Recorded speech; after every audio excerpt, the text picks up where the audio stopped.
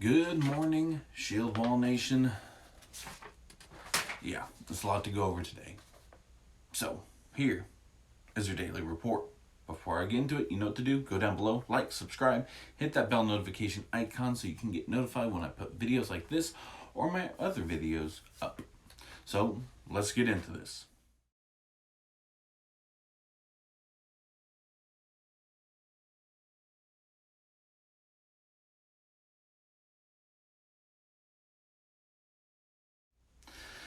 I'm not even going to go over the COVID facts. Let's just get into it, right? Okay. Let's see. Joe Biden finally announces his running mate. Not much information really put on. It's new. It's just Kamala Harris out of California. I don't like her. I don't like her at all. She is just about trying to take away every freedom we have as Americans. Not every freedom, but I'm exaggerating a little bit, but she tries. She really does. And she lobbies everyone around. And remember when Maxine Waters tried to, a few years ago, where she says, if you see them in restaurants, assault them, attack them, right? She's promoting violence against Republicans, essentially, or people that just don't see the way you see it. Kamala Harris did the same thing too. Hers kind of got swept under the rug a little bit. She had quite a bit of things that have been pointed at her for doing not so politically correct things as far as her stature as a political entity. So, and then with Kamala Harris and Joe Biden, they kind of they've had a little bit of arguments during the presidential debate, and they don't see eye to eye, which is a surprise. So I'm pretty much gonna guess that Joe Biden is gonna be suicided. So, anyways, let's see. A Politico argument Monday stated that the Republican Party is seeking to redefine Black Lives Matter movement as a radical leftist mob looking to sabotage the white suburban lifestyle. Lauren Barron Lopez and Alex Thompson claim that the right is trying to spin a narrative that the BLM movement is Marxist, anti-family, and a mob of the left-wing radicals. Then you actually go to their website, and it clearly states that they seek to eliminate the American nuclear family. Also on their website, they also state that they're trained Marxists. So people are going, oh no, don't do it. And on their website, like, yep, we're exactly what they're saying that we're not. Yeah, so. The authors claim that the BLM movement is a decentralized ecosystem that encompasses more than 150 organizations, and they don't identify with Marxism. Well, like I said, their website says otherwise. If you're a different group and you're trying to identify as BLM identifies as Marxist, then don't identify with BLM.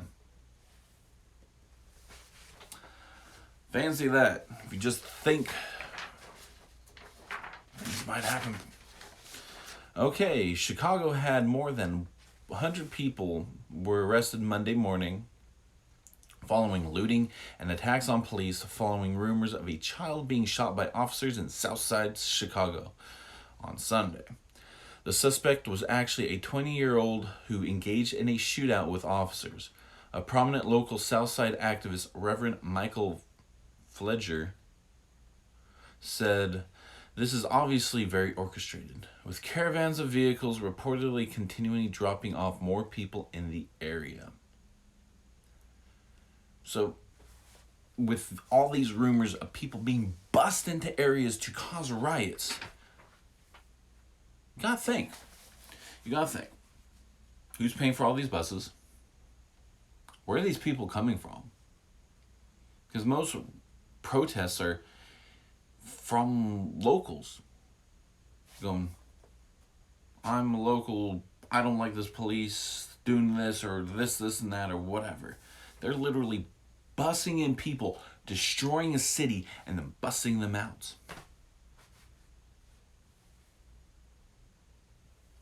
And if people say this is not politically motivated because of the campaign season, you're dumb. Pull this out of this and use this when you start getting fresh air and oxygen to your brain. Got it? Let's try that for once. Let's see.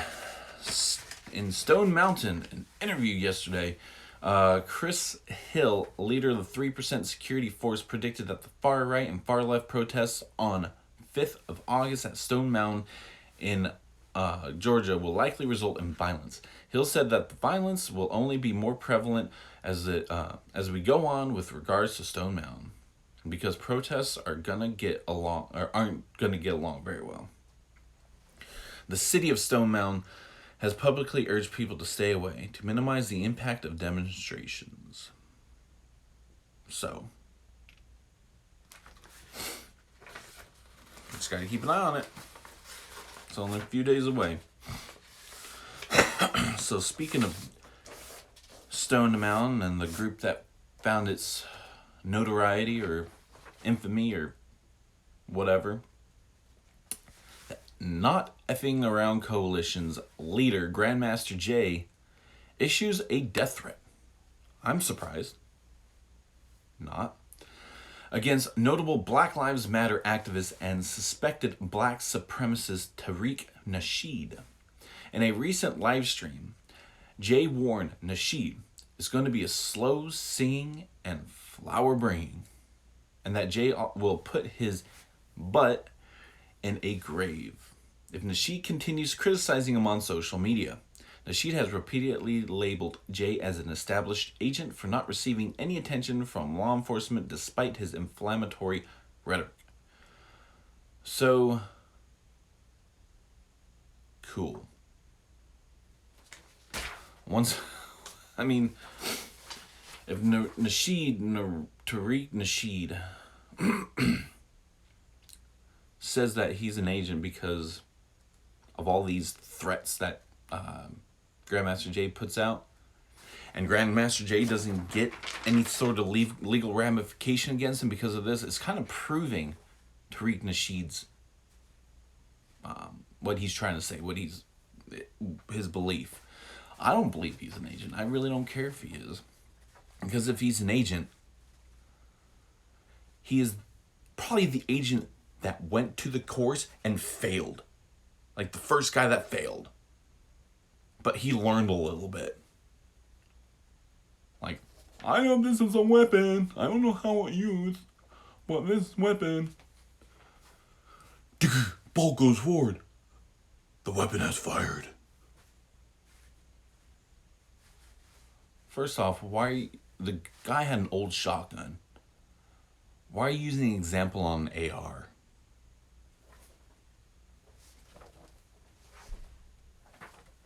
Am I the only one that noticed this? Like, I've seen videos, people commenting. They're also demonstrating on an AR. It didn't fire. It didn't fire. Why are you even doing it? The person that shot had negligent discharge shot with an old shotgun. Shown on AR, an example of what Grandmaster Jay said doesn't make any sense, because guess what? It's an old shotgun. I know you're just trying to make fun of Grandmaster Jay because he doesn't know anything, because he doesn't.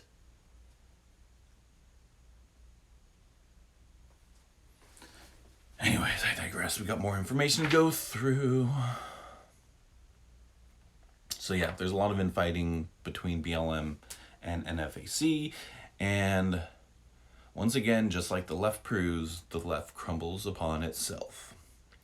So, President Trump called for Oregon Governor Kate Brown to call in the National Guard to finally quell insurgent violence that continued for the 75th night in a row. Last night's riots in the vicinity of East Precinct resulted in assault of police officers with rocks, potatoes, water bottles, golf balls, and large ball bearings. So, the mayor can't control and protect his citizens. Why is he there? Oh yeah, money. He can care not one bit about his population. And let's go north a little bit from that. Seattle, Washington Police Chief Carmen Best announced her resignation on the same day the city voted to cut the department's funding and manpower. Best, the city's first black police chief, received a 40% pay cut along with 13 other high-ranking officers. 100 officers will ultimately lose their jobs. Seattle has already been operating at 50% of its capacity amid continuing acts of rioting and looting. So, yeah.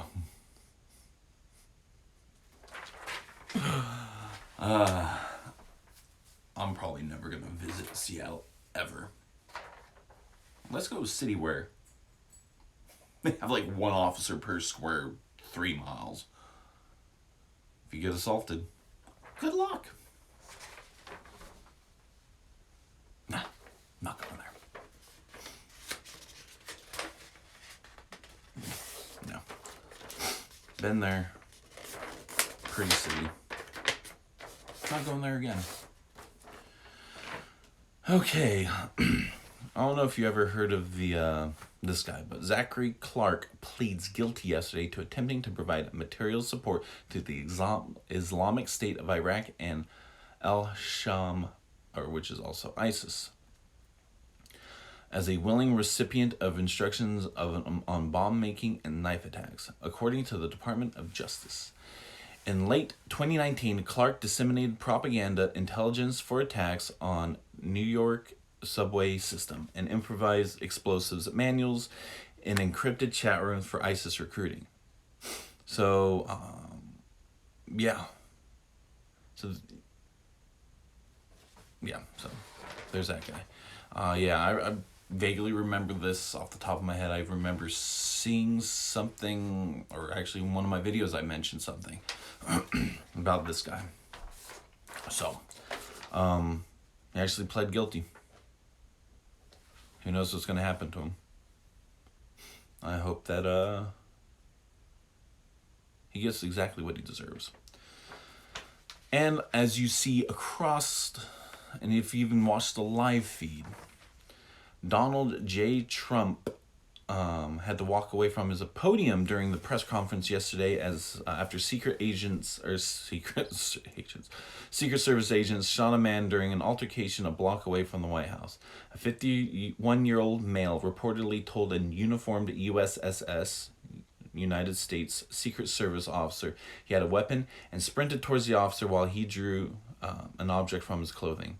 The man was shot in the torso and hospitalized. His identity and motive of the man are still unknown. So yeah, you seen the video. He was standing there. Agent came. He walked off. That was it. And he came back a little bit later. And yeah, continued his press conference. So anyways, that was a lot of information. So still more chaos to ensue. We got Joe Biden's running mate, which ain't gonna make a difference. They're gonna be fighting. They won't get anything done. They're just gonna argue. Joe Biden's gonna suicide. She's gonna be the first female black president. So that's gonna be historic. They had to use Biden to get there because no one else would vote for any other candidate, right? But they gotta be the first black female.